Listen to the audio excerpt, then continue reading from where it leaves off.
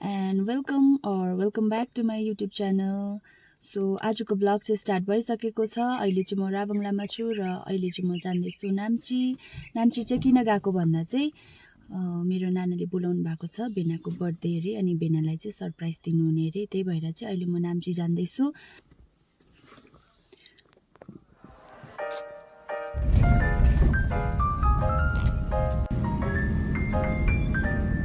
आजको वेदर पनि एकदमै राम्रो भइरहेको छ राभङलामा। हाम्रो राभङलामा चाहिँ घाम लाग्यो भने चाहिँ यस्तो राम्रो हुन्छ है, राम्रो देख्छ। र अहिले चाहिँ हामी राभङलाबाट हिँडिसकेको छ। नाना पनि आइसक्नु भएको छ। हेलो भन्दिनु नाना। हेलो।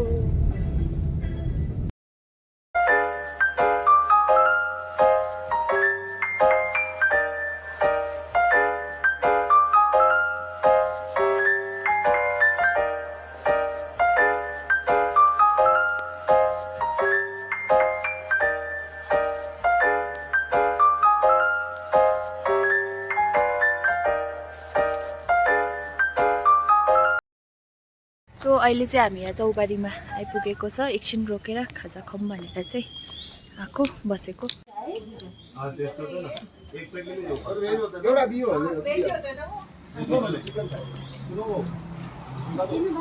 कस्तो रहेछ मोमो? दामी मिठो। सेताको होटलले सजेस्ट गरेको होइन तपाईँ?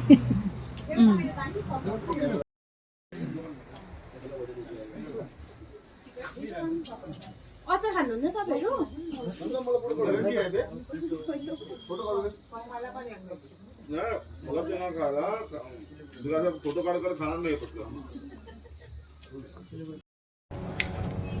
हामी चाहिँ यहाँनिर केस काटौँ भनेको कि, म चाहिँ हेयर कट गरौँ भनेको, पार्लरै नभेटेर चाहिँ अहिले चाहिँ यहाँ ओह्रालो के भन्छ भोटे बस्ती भन्ने जान्दैछौँ। भोटे बस्ती भन्छ होइन, त्यहाँनिर त्यता जान्दैछौँ। के भएको यस्तो नाम्चीमा पनि पार्लर नभेटेको हामीले। भेट्नु चाहिँ भेटेको कि तर खाली नै थिएन। बिजी हिँडेन फोटो खिचिँदैन कि हामी कोलकाता भनेर त्यसो गर्नुपर्छ होला हौ अब।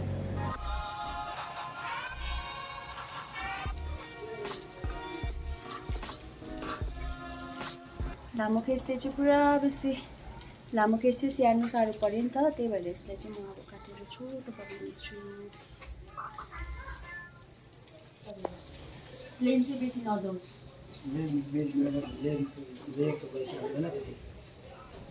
बेसी चाहिँ नजाओस्। मुनि मात्रै हो, म्याक्सिमम यति चाहिँ लेन जानु पऱ्यो।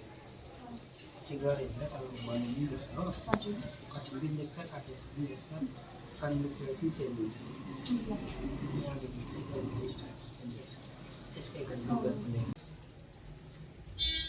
पहिलाको पनि छ नि लेयर कट, देख्दैछ? देख्दैछ कि तर त्यो अलिक मज भयो नि त, त्यससँग म्याच हुँदैन। त्यो भित्र गएर नि मिक्स हुन्छ कि। बिफोर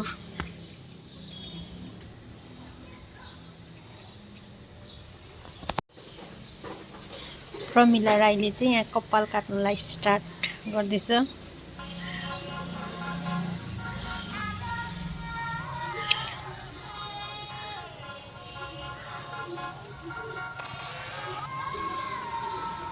कपाल चाहिँ यति लामो छ तर लेयर कटमा अलिक सर्ट गर्नै पर्ने अरे।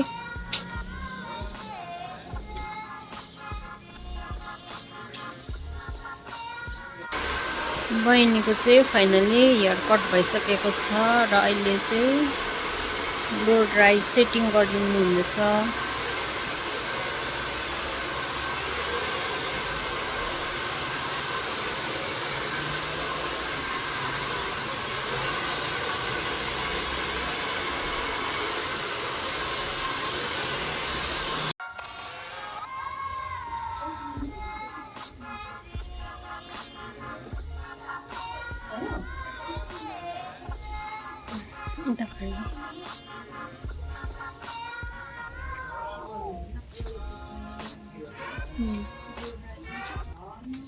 यता चाहिँ हुनुहुन्छ हाम्रो आजको बर्थडे बोय, यता हेर्नुहोस्।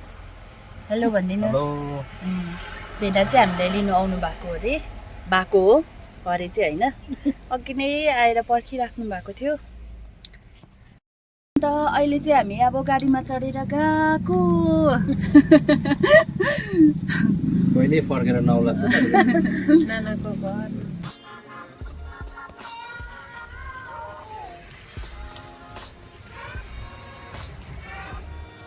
सालोमले ढिलो गरेर आमामामा किन ढिलो गरेको सालोम? फर्काएर पुऱ्याएर लिएर आएको थिएँ। के खायो जानु? रकी के लेखेको रहेछ यहाँ चाहिँ?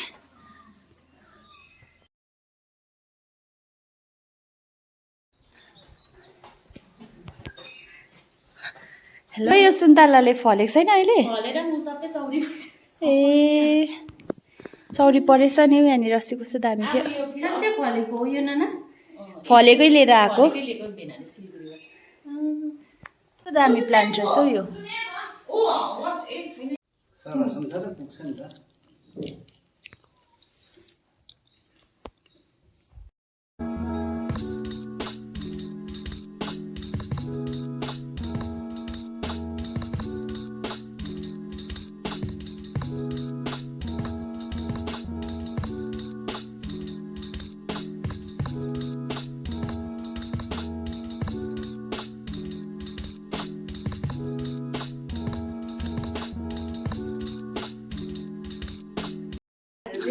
सो गाइस अब चाहिँ हामी बेनाको बर्थडेको केक काट्नु आँटेको अनि अहिले चाहिँ खदाहरू रेडी गर्दैछ।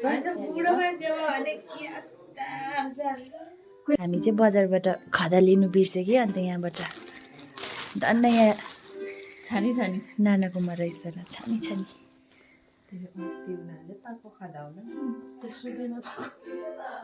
उयो गरौँ होइन, केक रेडी गरौँ होइन? रेडी गर्नु टेबलमा ए हो, ए हो त मैले पट्याएको थियो। कसले फुगाल्थ्यो? के छ अरे सालो? पर्कर पेन हो। म त भन्छु, अघि सुन्यो होला। अब यो भ्लग देखाइहाल्छु म त, चाल पाइहाल्छ।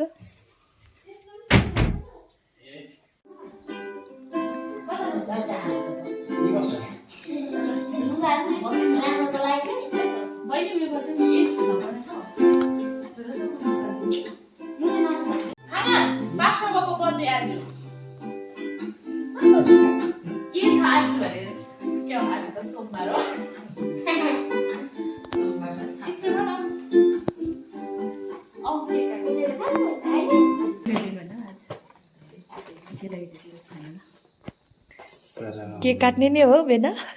खै काट्नु पर्छ भन्छ।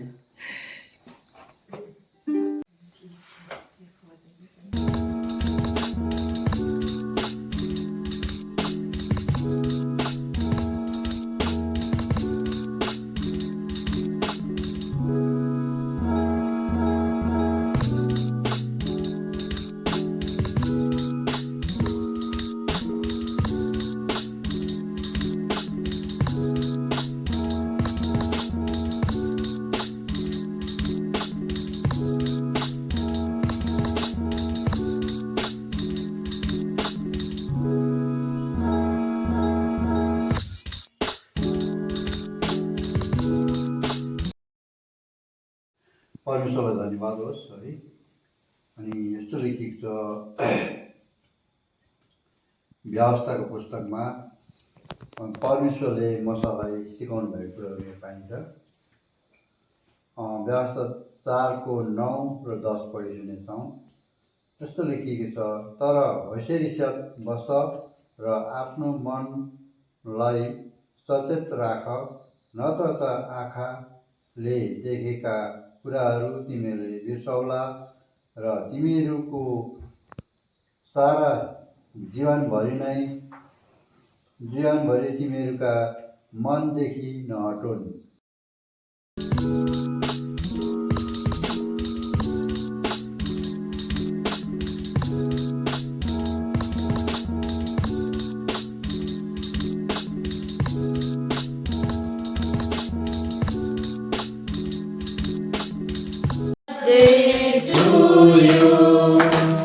Happy birthday.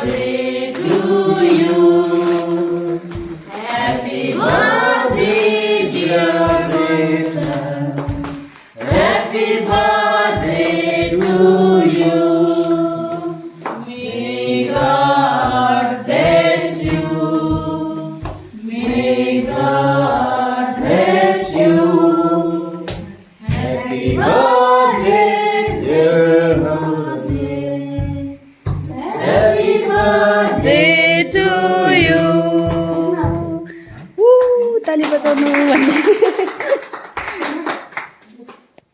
अब खदा आयो भने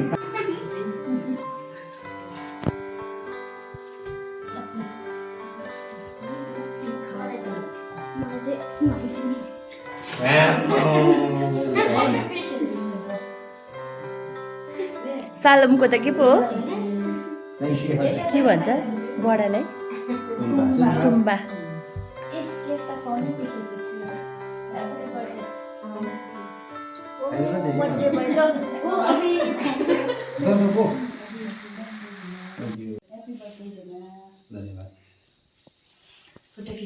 कस्तो रहेछ अरे मिठो कुन चाहिँ मिठो रहेछ दुइटामा ए केकबाटै हो कत्रो केक हौ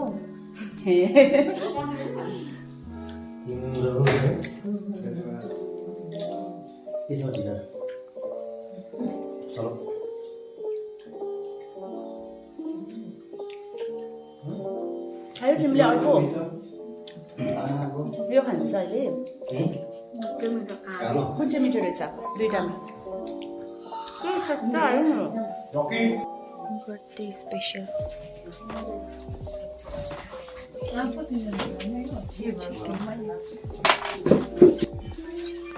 लोकल चिकन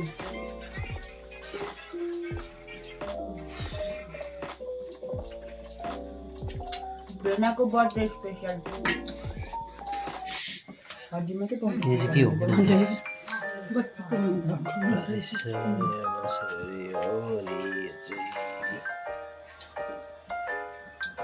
साह्रै मिठो रहेछ खाइबस्नु जस्तै नि यहाँबाट नउठौँ जस्तो लाग्दैछ